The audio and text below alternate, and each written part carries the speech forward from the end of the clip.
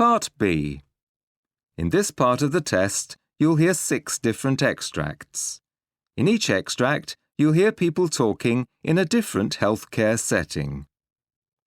For questions 25 to 30, choose the answer A, B or C, which fits best according to what you hear.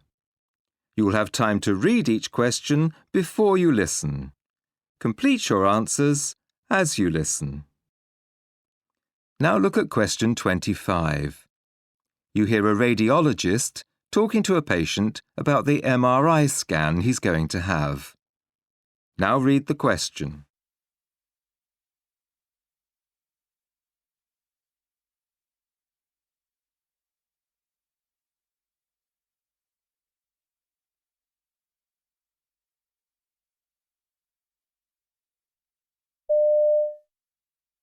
So, Mr. Thomas, the scan will take around 30 minutes and will cover mainly your liver, though we may look at the prostate too for reasons we discussed last time. I believe you were informed about removing all metal objects before the scan, including jewellery? Yes, your colleague went through everything in detail, thanks. And I can eat and drink as normal before my appointment, can't I? That would be good. Yes, no anaesthetic is involved. Now, I know you mentioned earlier that you can suffer from claustrophobia and wondered if that might be an issue. Well, maybe. I don't want to exaggerate things. No, that's fine. We can administer a mild sedative if that would make you feel less anxious. It might help you lie still too. Remember, I'll be in a separate room operating the equipment, but we can communicate via an intercom. Have a think about what I've suggested.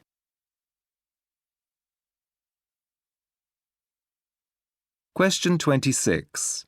You hear a nurse handing a patient over to a colleague. Now read the question.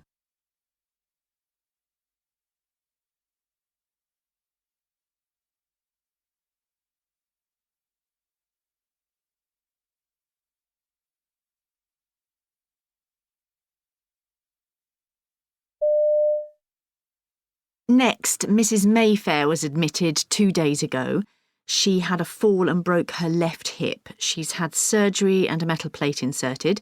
She was off the morphine yesterday and is having 1 Panadine Forte every 4 hours. Her blood pressure's fine and her temperature's normal.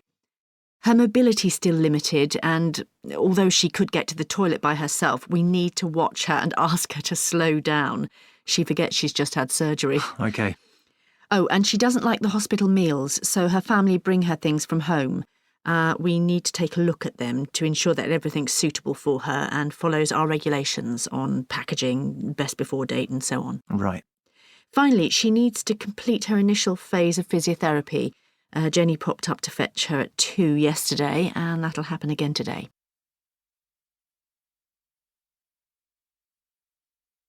Question 27. You hear an orthopaedic nurse talking to a patient about her forthcoming hip arthroplasty. Now read the question.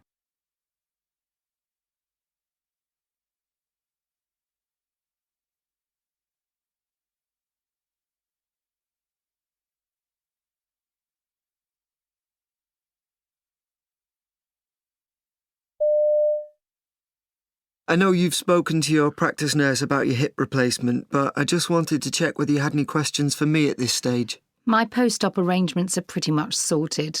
I live alone, but I know I'm going to need someone with me when I get out of hospital. I've got 5 friends who've offered to help out and live in with me. No one person will be in the flat for a lengthy period, so it shouldn't be too challenging for any of us. I've been told I'll need to be on crutches for 4 weeks. I used them when I broke my leg a few years ago, and I know what a pain they can be, so getting about with those is a worry. But I may have to have the other side done a few years down the line, so I'd better get used to it.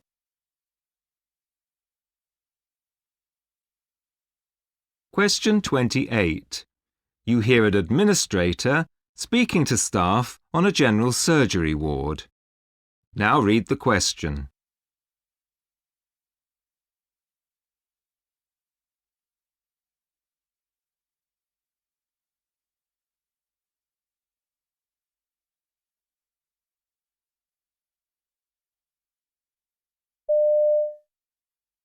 We've been looking at the way our systems work and how our resources can best be used in order to improve our quality of service. We've identified a number of points where time isn't used as effectively as it could be, owing to faults in the system that could have been avoided. For example, there are cases where the results of all the relevant tests aren't ready for the first consultation with a patient, so then the patient has to have another consultation later on.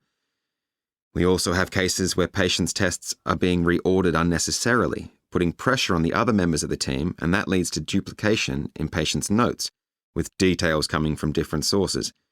So we need to look at what we can do about this.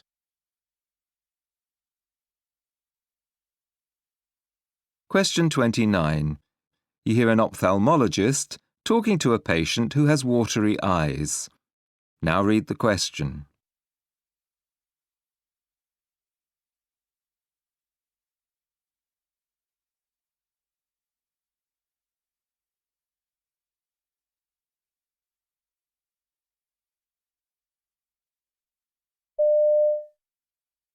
So, how long have you had this problem with watery eyes? Well, I first noticed it a few weeks ago. I've got a part-time job at a riding school, and one day I was mucking out in the stable and my eyes were absolutely streaming. A colleague thought I might have developed a reaction to the feed, or even the horses themselves. I dismissed that pretty promptly, because I notice it happens when I'm away from the stables as well. The common factor appears to be a chilly wind, so I reckon that's the trigger, and of course my job means I'm having to be outdoors a lot. I've been using cystine drops. They seem to ease the watering for a while, but not for long. It's affecting my daily activities, and I'd really like to get it seen to if possible. Well, let's have a look, if you'd like to.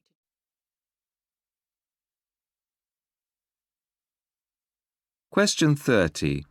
You hear a senior doctor answering questions from a group of medical students. Now read the question.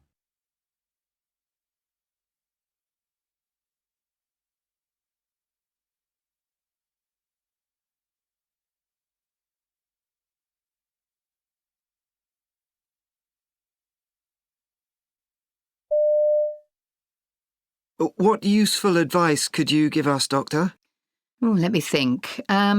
Well, when I look back at my time in medical school, I remember some students on the course who had brothers or sisters to show them the ropes and the tricks of how to take shortcuts and still make a success of things, something I lacked, unfortunately. So I'd say finding a mentor is hugely important. The other thing I remember is that when I was taught by clinicians who had grey hair, I tended not to pay too much attention to what they had to say. I suppose I thought they weren't up with all the technical stuff that rules our lives. If I had my time again, though, I'd actively seek them out because of all the wealth of experience they've built up. They've learned what really matters, you see.